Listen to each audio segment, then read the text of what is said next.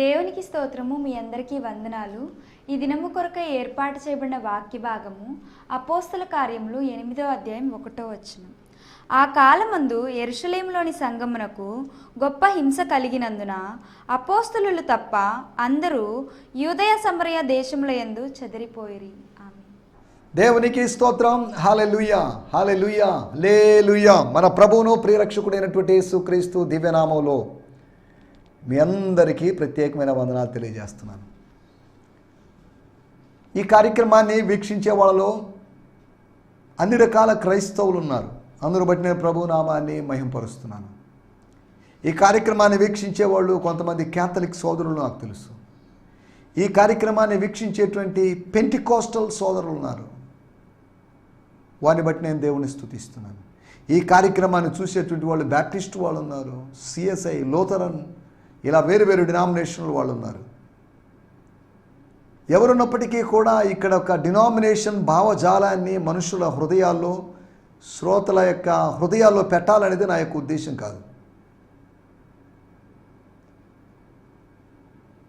దేవుని వాక్యం డినామినేషన్లకు అతీతమైంది. It's God's word is beyond any human denomination.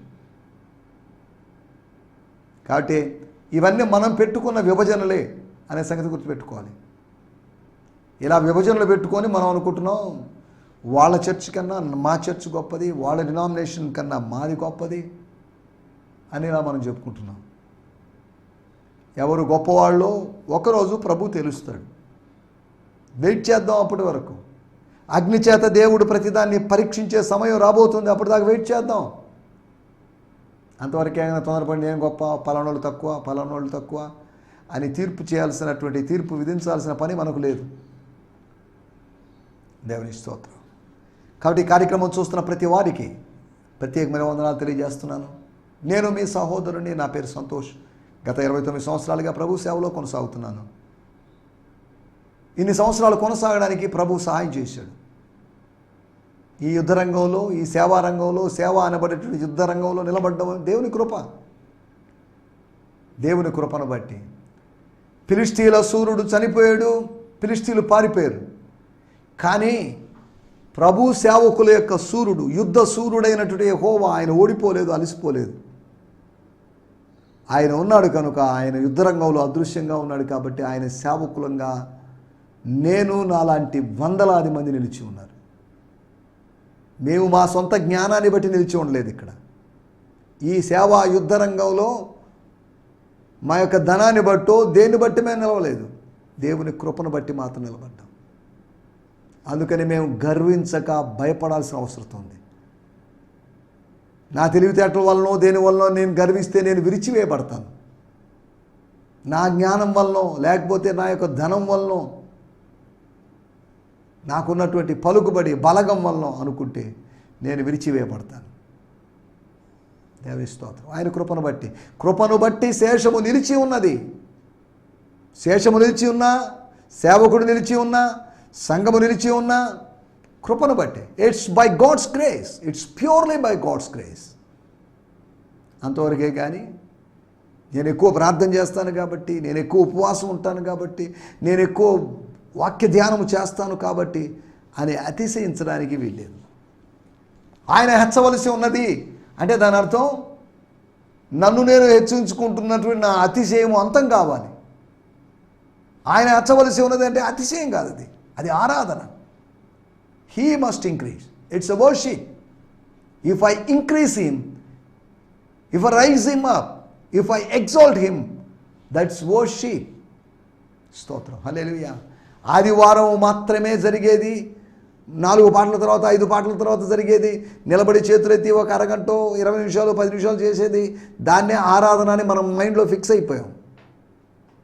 కాదు, సోమవారం నుంచి శనివారం దాకా నీకు దేవునికి ఉన్నటి సంబంధంలో నిన్ను సమర్పించుకుంటూ ఆయన నీకు కావలసినవి అనుగ్రహిస్తూ జరిగేటువంటి ఈ 2-వే కమ్యూనికేషన్, లేకపోతే ఈ రిలేషన్, దిస్ ఈజ్ వర్షిప్. అంతవరకే. కానీ ఫలాందే వర్షిప్ అని ఆత్మతో సత్యముతో మనం ఆరాధిస్తున్నాం. పరిశుద్ధాత్ముడు అందుబాటులో ఉన్నాడు. పరిశుద్ధ లేఖనాలు అందుబాటులో ఉన్నాయి. పరిశుద్ధాత్ముడు పరిశుద్ధ లేఖనాలు కలుసుకొని ఈ రెండు అనుభవాలు మనల్ని పరిశుద్ధమైనటువంటి ఆరాధనలో నిలుపుతున్నాయి. దేవుని స్తోత్రం, హల్లెలూయా. సమయంలో రండి మనం దేవుని వాక్యాన్ని ధ్యానించుకుందాం. నా 2 ఫోన్ నంబర్లు ఎక్కడున్నాయి, మీరు నన్ను కాంటాక్ట్ చేయొచ్చు.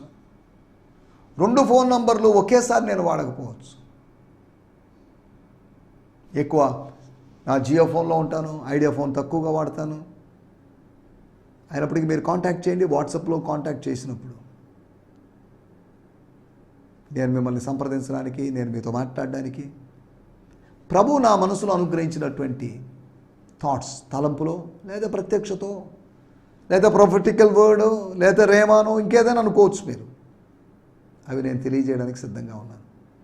మీ దైవజనుల ద్వారా, మీ స్థానిక సంఘ కాపరుల ద్వారా మీరు దేవుని వాక్యం, దేవ ప్రత్యక్షతలు పొందుతున్నారు. అయినప్పటికీ అవసరం అనిపిస్తే కొంతమంది ప్రభువుని కొత్తగా నమ్ముకున్నటువంటి ఒక కుటుంబం ఈ మధ్యకాలం టీవీలో కార్యక్రమం చూసి వారు నన్ను సంప్రదించడం జరిగింది.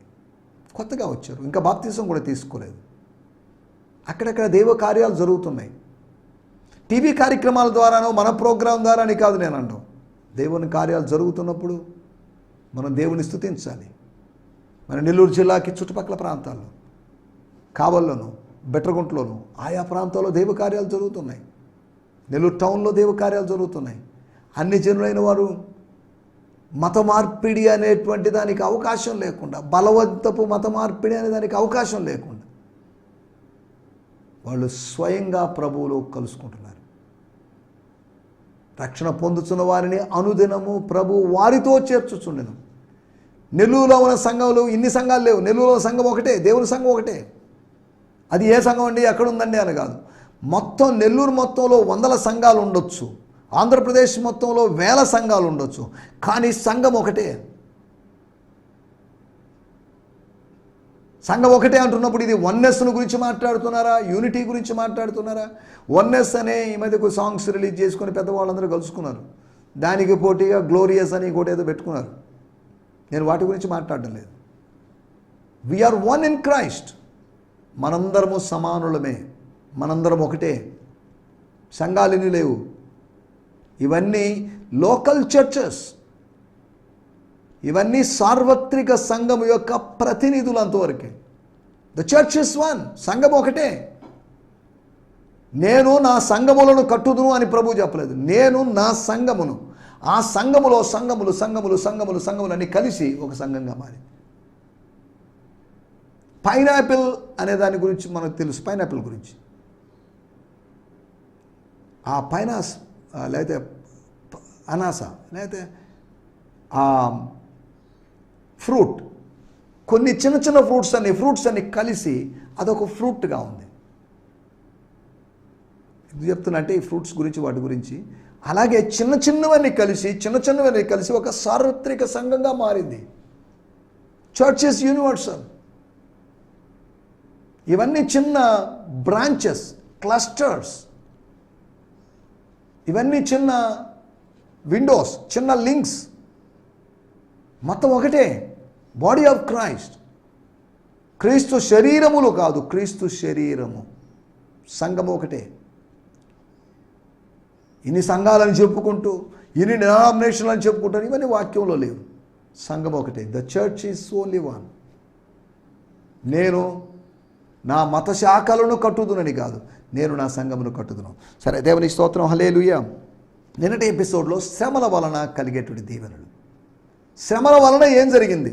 సంఘాన్ని పాడు చేస్తున్నానని సౌలు అనుకున్నాడు. సంఘము పాడైపోవాలి, సంఘం అంతమైపోవాలి. ఒకప్పుడు సంఘము అనేది ఉందట. సంఘము అవశేషంగా మారాలి, శిథిలంగా మారాలి. అది సంఘము శిలాజంగా మారాలి అనేది అతని ఐడియా. కానీ సంఘాన్ని దేవుడు సజీవంగానే పెట్టాడు. Church was not a fossil. Church was not dead. Church is active. Church is live. అది ఆయన శరీరం. సంఘ కాపరి యొక్క శరీరం కాదు సంఘం. సంఘ పెద్దల యొక్క శరీరం కాదు సంఘం. సంఘమునకు శిరస్సు అయినటువంటి క్రీస్తు యొక్క శరీరం. అది నాది అని చెప్పగలిగిన వాడు ఆయన ఒక్కడే. ఒక సంఘ కాపరిగా నేనుండి నా సంఘం అని నేను అనలేను, అనకూడదు. సంఘము నాది కాదు, ఏ పాస్టర్ది కాదు. సరే, దేవుని స్తోత్రం, హల్లెలూయా. సంఘము యెరూషలేములోని సంఘానికి శ్రమ కలిగింది. శ్రమ కలిగిందంటే ఆ శ్రమ దీవెనగా మారింది. సరిహద్దులను చెరిపివేసిందని, రెండోది సేవకులను స్థిరపరిచిందని, మూడోది శత్రువు యొక్క పనిని క్లైమాక్స్లోకి పతాక స్థాయిలో తీసుకొచ్చి అక్కడితో ఎండ్ చేయబోతుందని. శత్రువు యొక్క పని అంతమైపోవచ్చు, కానీ సేవకుని యొక్క పని అంతం కాదు. సేవకుని యొక్క పని ముగిసిన తర్వాత అడుగున సమాప్తం అని ఉండదు, అడుగున సశేషం అని ఉంటుంది. పాత రోజుల్లో మ్యాగజైన్స్లో సీరియల్ వచ్చినప్పుడు అది పూర్తి అయ్యేది కాదు, తరువాయి భాగం రేపు అన్నట్టుగా సశేషం. నెక్స్ట్ వారం కోసం ఎదురు చూడాలి, నెక్స్ట్ మంత్ కోసం ఎదురు చూడాలి. సేవకుని యొక్క సేవ సమాప్తం కాదు, సశేషంగా ఉండిపోతుంది. అనగా ఇంకా ఉంది, ఇంకా ఉంది. దేవుని స్తోత్రం. ఈ సేవ తరతరాలుగా కొనసాగుతుంది. యేసు ప్రభు ద్వారా ఆరంభించబడినట్టు ఈ సేవ, అపోస్తులకు అప్పగించబడిన ఈ సేవ, సంఘ పితరులకు అప్పగించబడిన సేవ, సంఘ సంస్కర్తలకు అప్పగించబడిన సేవ, సంఘ ఉద్యోగకర్తలకు అప్పగించబడిన సేవ, సంఘం ఇలాగా సేవ ఇలా అప్పగించబడుతూ స్టెప్ బై స్టెప్ ఇలా వస్తూ ఉంది. పరంపరగా కొనసాగుతూనే ఉంది, ఇది ఆగిపోలేదు. 2000 సంవత్సరాలుగా నిలిచి ఉన్నటువంటి ఏకైక institution upon the face of the earth. A company వాళ్ళు క్లెయిమ్ చేసుకోగలరు మా కంపెనీ 2000 సంవత్సరాలుగా ఉందండి? చెప్పుకోవచ్చు 180 సంవత్సరాలండి, లేకపోతే 170 సంవత్సరాలండి. ఈనాడు పేపర్ గురించి మధ్య కాలంలో అనుకుంటాను ఎక్కడ 50 years అయింది. వాళ్ళ 50 years, 100 years, 120 years, 200 years అని చెప్పుకోగలరే. కానీ చర్చ్ను గురించి మనం చెప్పుకోవాలంటే ఇట్స్ గాడ్స్ ప్రోడక్ట్ అయినటువంటి, గాడ్స్ ఫ్యాక్టరీ అయినటువంటి చర్చ్ను గురించి చెప్పుకోవాలంటే this is 2000 years old history కలిగినటువంటి. దీనికి ఎక్స్పైరీ డేట్ అంటూ లేదు, కొనసాగుతుంది. ప్రభువు రాకడ వరకు కొనసాగుతుంది.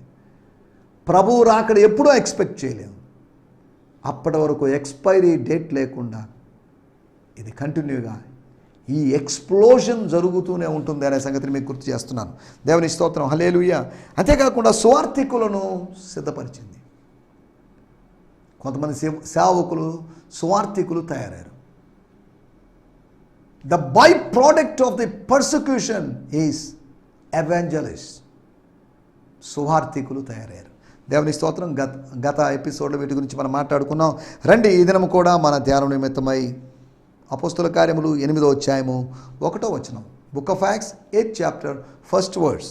ఆ కాలమందు యెరూషలేములోని సంఘమునకు గొప్ప హింస కలిగినందున అపోస్తలులు తప్ప అందరూ యూదయ సమరయ దేశముల యందు చెదరిపోయింది. ఆ కాలమందు అనే తర్జుమా కూడా కరెక్ట్ కాదండి. ఆ దినమందు, అప్పటి నుండి అనేది కరెక్ట్. ఇంగ్లీష్లోనూ లేదా మలయాళం, కన్నడ, తమిళ్, హిందీ వీటిలో చూస్తే ఆ రోజు నుంచి శ్రమ అధికమైంది. శ్రమ ఉంది, కానీ శ్రమ అధికమైంది. యేసు ప్రభు ఉన్న కాలములో శ్రమ ఉంది, యేసు ప్రభు వెళ్ళిన తర్వాత శ్రమ ఉంది. యేసు ప్రభు సేవకులు, ఆయన యొక్క శిష్యులు ఉన్నంత కాలం, వాళ్ళ శిష్యులు ఉన్నంతకాలం, వాళ్ళ శిష్యులు ఉన్నంతకాలం, వాళ్ళ శిష్యులు ఉన్నంతకాలం ఇలా శ్రమ అనేది సంఘం ఉన్నంతకాలం సంఘానికి శ్రమ కూడా ఉంది. సంఘములో నుంచి శ్రమను విడదీయలేము. సంఘము యొక్క నీడలాగా వెంటాడింది శ్రమ. This persecution become like A shadow of the church. అనగా షాడో గతించిపోతుంది, రియాలిటీ అనేది ఉండిపోతుంది. నిజస్వరూపం నిలిచిపోతుంది, నీడ గతించిపోతుంది, శ్రమ గతించిపోతుంది, కానీ సంఘము నిలిచిపోతుంది. లోకము దాని ఆశయు గతించిపోను. లోకము నీడలాగా గతిస్తుంది, లోకము యొక్క ఆశ నీడలాగా గతిస్తుంది. The world and its passions and its desires and its dreams and its visions, they will perish, they will die. దేవుని స్తోత్రం. కానీ నిలిచి ఉండేది దేవుని చిత్తాన్ని జరిగించేవాడు, జరిగించే వాళ్ళ సమూహమైనటువంటి సంఘం. ఓవర్కమర్స్ అనబడినటువంటి church. Church is a group of overcomers. Church is group of called out people. దేవుని స్తోత్రం. Church is a group of people who fulfil God's will. దేవుని చిత్తాన్ని నెరవేర్చేవాళ్ళు, దేవుని విధానములో జయించేవాళ్ళు, దేవుని కొరకు లేదా దేవుని చేత పిలవబడిన వాళ్ళు, చోసన్ పీపుల్, నీతిమంతులుగా తీర్చబడి. ఇది దేవుని సంఘం. సరే, దేవుని స్తోత్రం. హల్లెలూయా. 8వ అధ్యాయము 1వ వచనం, ఆ కాలమందు అనేటువంటి తర్జుమా. ఆ దినాల్లో అని పెట్టుకోవచ్చు అంటే అది కూడా తప్పే. ఆ దినము నుండి, ఏ దినము నుండి? స్టెఫను చంపబడిన దినము నుంచి. పోనీలే గొప్ప విజయం సాధించాం, ఇక్కడితో ఆగిపోదాం, కొద్ది బ్రేక్ తీసుకుందామని సౌలు అనుకోలేదు. నా వర్క్ ఇంకా అయిపోలేదు, నా వర్క్ అంతమైపోలేదు, నా వర్క్ జస్ట్ స్టార్ట్ అయింది. మెయిన్ వికెట్ తీసేసామని చెప్పేసి బౌలర్స్ ఊరుకోరు. అలాగే ఒక బౌలర్ లాగా బైబిల్ బ్యాట్స్మెన్ల మీద ఆయన అగ్నిబాణాలు, లేదు అంటే అగ్ని బాల్స్, ఫైరీ బాల్స్ వేస్తున్నాడు, అనగా అటాక్ చేస్తున్నాడు. హింసాకాండ. దేవుని స్తోత్రం. ఈ సంఘకాండలో జరుగుతున్నటువంటి హింసాకాండం చూడండి.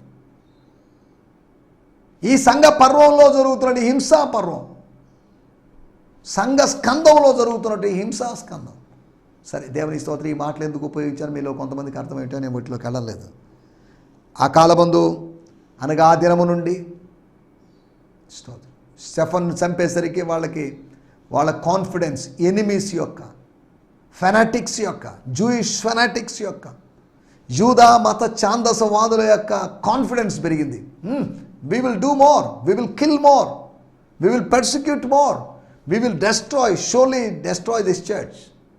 ఆ రోజు గమలీయేలు అనే మనిషి మాటలు విని వదిలేసాం. ఈ 12 మందిని అప్పుడే చంపేసి చెప్పి ఉండేది. వీళ్ళ తేడ విరగడ ఉండేది. మన మతం భద్రంగా ఉండేది, మన మతం కొనసాగేది, మన మతం 2వ శతాబ్దంలో కూడా వెళ్ళిపోయి ఉండేది అని వాళ్ళ మతాన్ని గురించి ఎన్నో ఎక్స్పెక్టేషన్స్ పెట్టుకున్నారు. వాళ్ళ మతంలో సత్యం లేదు కనుక అది నిలబడలేదు. ఇప్పటికీ ఉంది. భారతదేశంలో ఎంతమంది యూదులు ఉన్నారో మనకు తెలియదు, కానీ భారతదేశంలో యూదా మతం లేదు. యూదులు ఉన్నట్టుగా ఎక్కడ మన స్టాటిస్టిక్స్ చెప్పడం లేదు. జైనులు, బుద్ధులు, సిక్కులు వీళ్ళంతా మైనారిటీస్గా ఉన్నారు. సరే, దేవుని స్తోత్రం.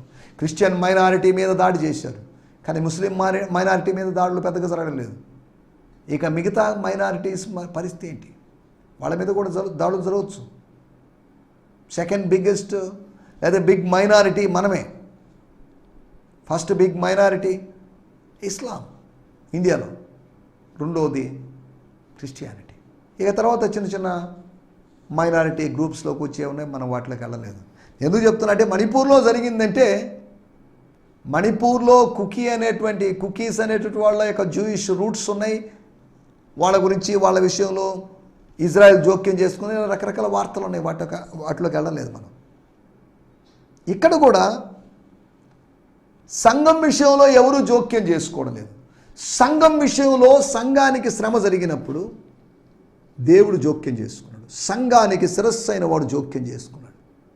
8వ అధ్యాయంలో శ్రమ జరిగింది, కానీ శ్రమకు గురి చేసిన వాడి మార్పు 9వ అధ్యాయంలో జరిగింది. కొన్ని వచనాల తర్వాతనే, స్టోరీ పెద్దగా జరగకముందే, స్టోరీ స్లోగా నడుస్తున్నప్పుడే దేవుడు ఒక వ్యక్తిని పట్టుకున్నాడు. స్తోత్రం. 7వ అధ్యాయం చివరిలో స్టెఫను చంపబడ్డాడు. 9వ అధ్యాయంలో మారంభంలోనే సౌలు పట్టబడ్డాడు. మనం ఆలోచిస్తున్న విషయాల్లోకి వచ్చేద్దాం. గొప్ప హింసకు ముందు జరిగినటువంటి హింస మామూలు హింస కాదు, ఇది గొప్ప హింస అని రాయబడింది. చిన్న హింస కాదు. దాని యొక్క తీవ్రత, శ్రమకాలమును గురించి మత్తయి సువార్తలో జాకబ్స్ ట్రబుల్ అని చెప్పబడినటువంటి, లేదా ఇశ్రాయేలు ప్రజలకు కలిగేటువంటి కష్టం కాబట్టి జాకబ్స్ ట్రబుల్ అన్నారు. అనగా 7 సంవత్సరాల శ్రమకాలం ఉంటుందని, ఆ శ్రమకాలంలో మొదటి 3.5 సంవత్సరం కాస్త ఉన్నా కానీ తర్వాత 3.5 సంవత్సరం సీవియర్గా ఉంటుందని ఈ మాటలు మనం లేఖనాల్లో చూస్తున్నాం. మీకోసం నేను ఒక లేఖన భాగాన్ని చదవాలని ఆశిస్తున్నాను. స్తోత్రం. మత్తయి సువార్త 24వ అధ్యాయం. అయ్యో 19వ వచనం. ఆ దినములలో గర్భిణులకును పాలిచ్చు వారికి శ్రమ. 20వ వచనం. అప్పుడు మహాశ్రమ కలుగును గనుక మీరు పారిపోవుట చలికాలమందైనను విశ్రాంతి దినమందైనను సంభవింపకుండా వల్లని ప్రార్థించుడి. 21వ వచనం.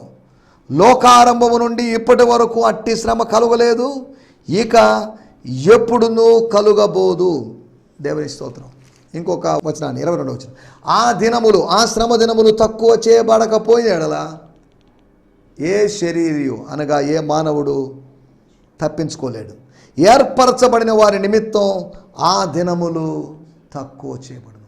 ఏర్పరచబడిన వారి నిమిత్తం, because of the chosen people, those days were decrease.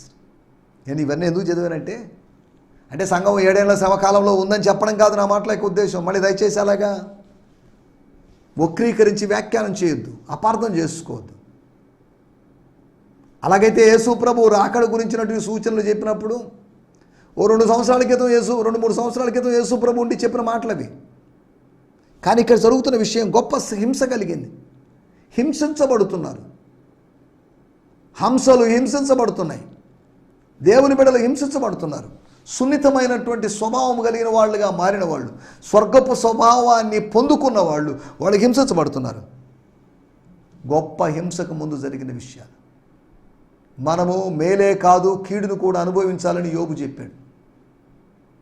దేవుడు అనుమతించిన కీడును మనం అనుభవించాలి, తప్పేం లేదు. ఆ శ్రమల మధ్యలో ఆయన సాన్నిధ్యం బయలుపరచబడుతుంది. 5 విషయాలు మీకు త్వరగా జ్ఞాపకం చేస్తాను. మొట్టమొదటి మాట అపోస్తల కార్యములు 2వ అధ్యాయము 11వ వచనం.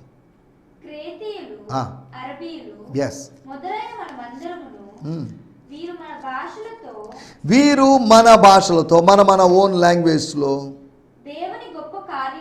దేవుని గొప్ప కార్యాలను ఇదేంటి మనం వింటున్నామంటే, మనం ఏం వింటున్నామో తెలుసా? ఏదో అన్య భాషలు వింటున్నామని కాదు, గొప్ప కార్యాల గురించి వింటున్నాం. ఆ అన్య భాషలలో ఉన్న మెసేజ్ దేవుని గొప్ప కార్యాలు. అన్య భాషలతో మాట్లాడువాడు మర్మములు మాట్లాడుతున్నాడు. It's a mystery. గొప్ప కార్యాలు, దేవుని గొప్ప కార్యాల గురించి వాళ్ళు మాట్లాడుతున్నాడు కాదు, వివరిస్తున్నారు వాళ్ళు. అన్య భాషలలో ఒక వివరణ జరుగుతుంది, అన్య భాషలలో దేవుని గొప్ప కార్యాల ప్రస్తావన జరుగుతుంది అనే విషయాలు క్రేతీయులు, అరబీలు, లేకపోతే మిగతా ఇంచుమించు ఒక 15 రకాల ప్రజలు, వర్గాల ప్రజలు అక్కడ ఉన్నారు. వాళ్ళు చెప్పుకుంటున్న మాట, గొప్ప కార్యాలు వివరించబడుతున్నాయి. మనమేమో పనులను అల్లాడించడం గురించి ఆలోచిస్తుంటే వీళ్ళు గొప్ప కార్యాలను అల్లాడిస్తున్నారు. గొప్ప కార్యాలు అనే పనులను అల్లాడిస్తున్నారు. సరే, దేవుని స్తోత్రం, హల్లెలూయా. ఒకటి, గొప్ప హింసకు ముందు గొప్ప కార్యాలు జరిగాయి. రెండో విషయాన్ని నేను మీకు జ్ఞాపకం చేస్తాను. 5వ అధ్యాయము 11వ వచనం. అపోస్తుల కార్యములు 5వ అధ్యాయం 11వ వచనం.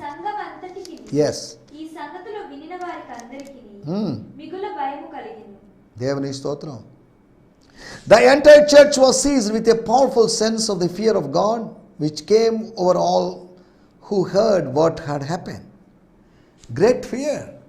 గొప్ప భయము కలిగింది, మిగుల భయము కలిగింది.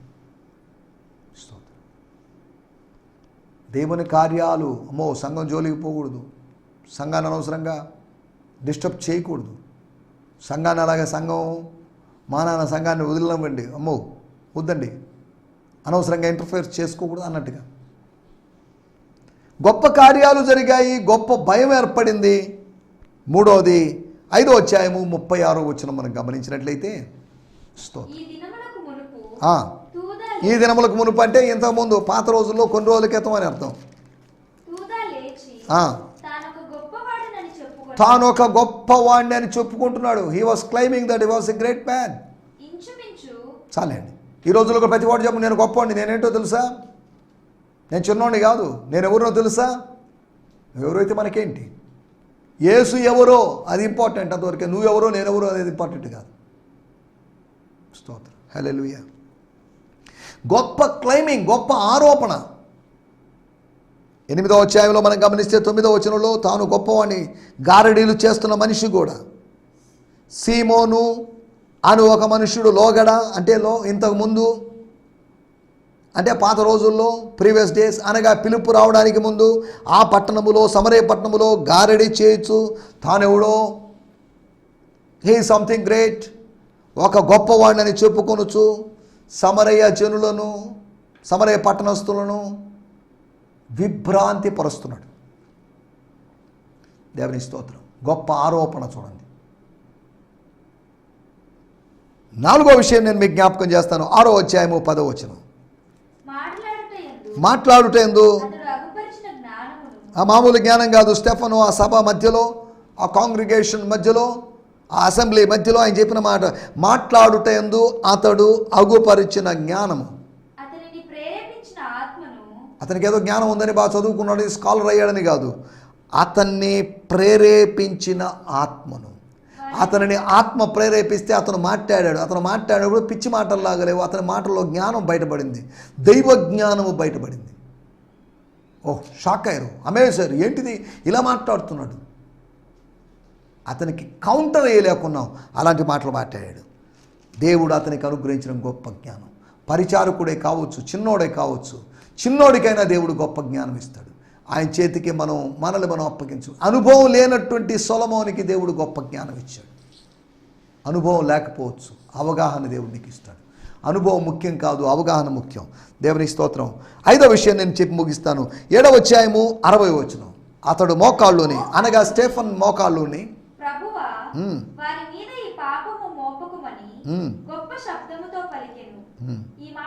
గొప్ప శబ్దముతో పలికెను. సిలువలో యేసు ప్రభు తన ప్రాణాన్ని అర్పించినప్పుడు గొప్ప శబ్దం, గొప్ప కేక వేశాడు. ఇవన్నీ ఎందుకు చెప్తున్నా అంటే, గొప్ప హింసకు ముందుగా ఈ గొప్ప కార్యాలు 5 జరిగాయి. శ్రమల తర్వాత కూడా కొన్ని గొప్ప సంగతులు జరిగాయి. వాటి గురించి మనం ఆలోచించుకోబోతున్నాం. గొప్ప దేవుడు గొప్ప కార్యాలు చేస్తాడు. గొప్ప హింసను అనుమతించినప్పటికీ కూడా గొప్ప దేవుని సాన్నిధ్యం, గ్రేట్ గాడ్ యొక్క ప్రజెన్స్ మన మధ్యలో ఉంది. కనుక ఈ విషయాన్ని మర్చిపోకుండా ధైర్యం కలిగి ముందుకు సాగడానికి ప్రభువు మనకు సహాయం చేయనుగాక. ఆమేన్, హల్లెలూయా, హల్లెలూయా. మీ అందరికీ వందనాలు. ఈ సందేశము మీకు ఆశీర్వాదకరంగా ఉందని నమ్ముచున్నాము. ప్రార్థన అవసరతల కొరకు మమ్మల్ని సంప్రదించవలసిన మా చిరునామా గిద్యోన్ మిషన్ చర్చ్, 6వ వీధి, శాంతినగర్, నెల్లూరు 4, ఆంధ్రప్రదేశ్. పిన్ 524004. మా ఫోన్ నంబర్లు 7036443613, మరి ఒక నంబర్ 9392293010. మా ఈమెయిల్ ఐడి gfihmi2015@gmail.com. దేవుడు మిమ్మును ఆశీర్వదించునుగాక. ఆమేన్.